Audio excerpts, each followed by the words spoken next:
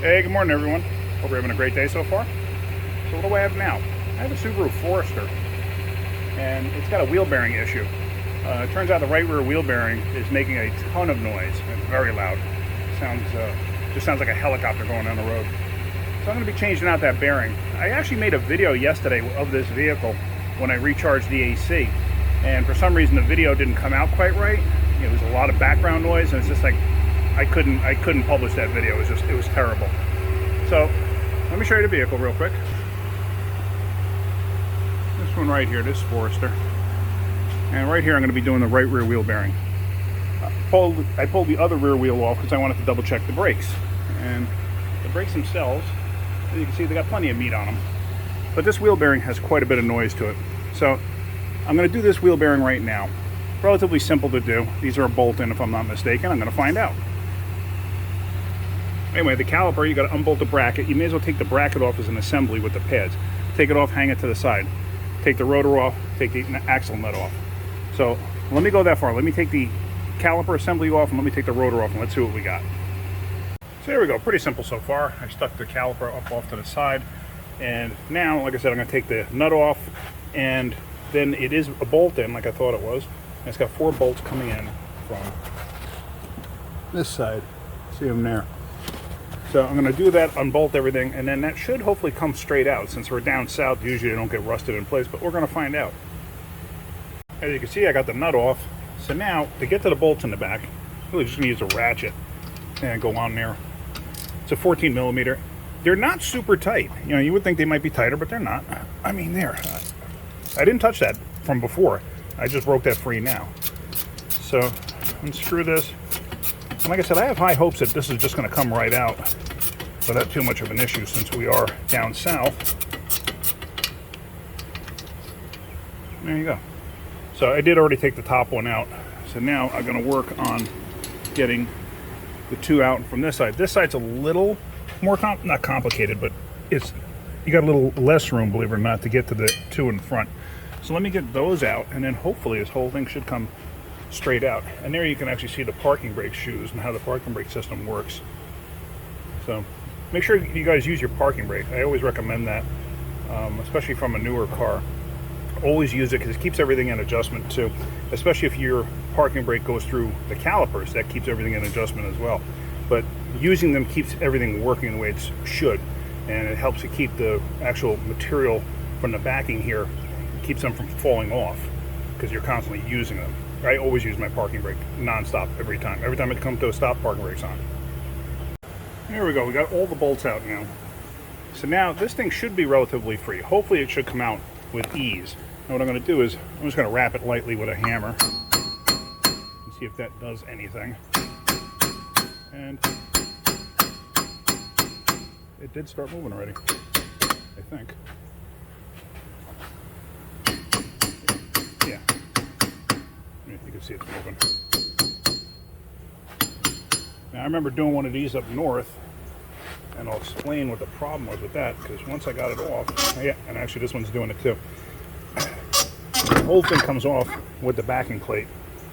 See that? And this is where you need an assistant, because what you wind up doing is you wind up having to hold the backing plate and then having somebody else whack the hub with a bigger hammer and try to drive it through. So you can see there's some rust on there. I don't know why they made it this way, but that's how they make it. Quite a few other manufacturers do it this way too. So like I said, I can't video it, but I'm going to hold it with 2 hands, you know, basically hold the backing plate, you know, by the brake shoes probably, hold it, and then just have somebody smack this. Oh, and in case you're wondering, how does the ABS system work on these things? As you see, the sensor hangs down into the hole there. The back of the bearing, you see that gray piece? That's actually a magnet. And see how that rotates? And it's got little windows on the magnet, and that's the tone ring. Because you used to have a tone ring on the axle on a lot of vehicles. These don't use that. Honda started doing this many years ago. I'm sure they probably weren't the first, but they're the ones that utilized it the most. So that's kind of how that whole system works, through that magnet. So if you ever have like a older Honda where you have a press and bearing, make sure you press the bearing in the right way. One side will have a gray finish, the other side will have a metal finish. So there is a difference. And in case you're ever wondering, like in case you don't know, get some, like a light piece of metal, a piece of tin, and see which side it sticks to. Because if it sticks to the one side, that's the side that has to go towards the sensor. Alright, so let me get somebody to help me by whacking that thing out. I may be able to do it by myself, but if not, I'm going to have somebody come and help me. So actually that took no effort at all. Yeah, just I was holding it like this, and with my other hand hitting the center of that with a hammer, and it just basically dropped out. And I was using my lighter hammer too, that one. So that's not my big dead blow, that's my smaller dead blow. And it worked perfectly, drove it right out. I said, you deal with vehicle up north, and you got to deal with that heavy rust on that edge there. Take something and sand it down. Try to get as much of that off as possible so you're not fighting it the whole way through. Alright, so let's put this back on and let's get the new hub bearing in place. Yeah, here's the new hub bearing. So let's do that. And just like that, I laid it in place. Try to semi-line up the holes. This way I could slide it over the axle and get it semi-close. This way I can catch the bolts through the backing into the hub bearing. So there we go. You can see that upper bolt is caught. Now what I had to do is I used this tool here. This is something I had to make a long time ago, and I'll explain that one day. It was a screwdriver, and I had to shave the tip off and make it flat. But anyway, I still have this in my toolbox. But basically I used it to go through the hole and to line it up and try to maneuver around the hub just to get it so the bolt holes lined up. So that's in now. So now I'm going to tighten up the 4 bolts. And we're going to basically, like I always say, reverse procedure to install. So let's get this all done and back together. Now when you're tightening the bolts up that hold it in place, make sure you torque them to spec. Now let's say you don't know what the spec is, you don't have access to it, whatever. Try to remember how you took it off and what it felt like. And basically tighten it up to that point. Like I can go much tighter than this, but I'm not going to. And I'd be willing to bet I'm probably darn close to spec. You know, because I remember what it took to get it apart. So don't go nuts and, you know, just tighten the snot out of it and everything else. Same thing goes for the axle nut. Make sure you tighten the axle nut the right way. So let me get everything tightened up and torqued down and everything else, and then we're going to do our final assembly. So now I get to install the axle nut. This is a stake in place axle nut. Once it's tight, you're supposed to stake down the end here. If I had both sides apart, I'd probably swap the axle nuts left to right, because it's almost guaranteed that you'll never line up in the same spot. But now when I put this on and I torque it, I can almost guarantee you that that's going to line up with that. Almost guarantee it. So you're supposed to replace these if you can. None of my part stores has the right nut for me. They have like the self-locking style. I don't want to use that because that's not what it calls for. But so what I'm going to do is I'm going to put this on, I'm going to torque it, and if you remember correctly, in a previous video when I spoke about torquing these, you can put the rotor on and stick a punch in between the fins of the rotor and the caliper bracket to lock it in place. Well, guess what? That's a non-vented rotor. So now what? Well, I'm going to show you. Let me get this down a little further, and then I'm going to torque it and show you what I'm talking about. All right, so there you go. And I have my torque wrench set. Hold on a second. There we go. To 162. That's what the spec is. So now, with that on the ground like that pry bar, me putting this on here, I can actually torque this the way I needed to. Let's see if I can get on there. I still have it loose. So I just turned that by hand. Sorry if the camera went off of that. So now,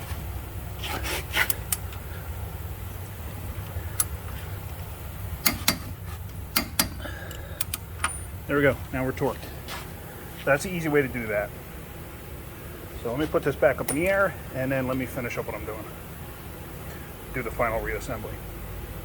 Now that we're back up in the air and torqued, to my surprise, this is actually in a slightly different position. So there must be a slight machining difference between this hub and the other one.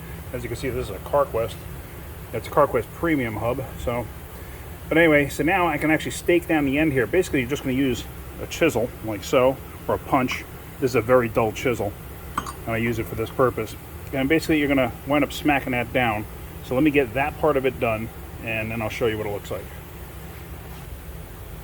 And there we go. And like, it's just basically to help prevent it from coming off, kind of like what a cotter pin would do if this thing had a, you know, like a slit in it for a cotter pin. It does basically the same thing.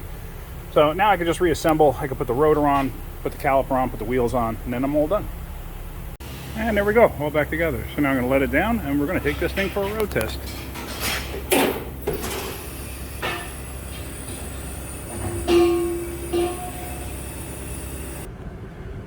All right, let's go on a road test. You can see it's 89 degrees out, but let me tell you, it is really humid, so it is really hot. And I'm not sure if I mentioned before, it's a 2014 Subaru Forester. So, anyway, let's go for a road test. All right, so I'm on my little dead-end road right around the corner from the shop. Let's go down the street. It used to sound like a helicopter following you beforehand, and that's actually what the customer said. It sounds like there's a helicopter nearby.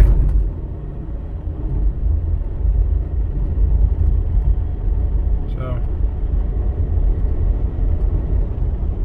it's quiet. It's nice and quiet now. I mean, that was a loud wheel bearing. I wish I would have filmed it beforehand, but it was very loud. I just didn't have a chance to. So I'm happy with that. That's all good. And sometimes when I was listening to it, it almost sounded like it was coming from the other side as well, you know, the driver's side. Because sometimes the sound will travel from one side to the other. But it was definitely coming from that side, and obviously it's fixed now. So anyway, I hope you got something out of that. If you did, hit that like button. If you could, please subscribe. That's it. Have a great day. Keep wrenching.